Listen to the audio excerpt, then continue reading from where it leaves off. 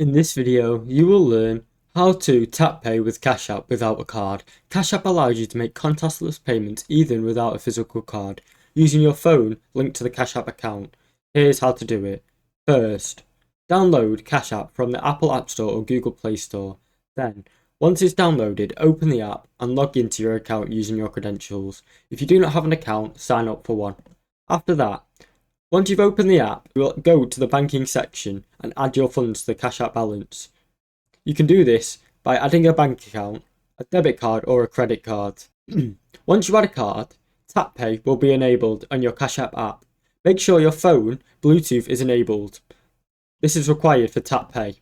After that, at a store that accepts contactless payments, select Pay with Cashapp at checkout.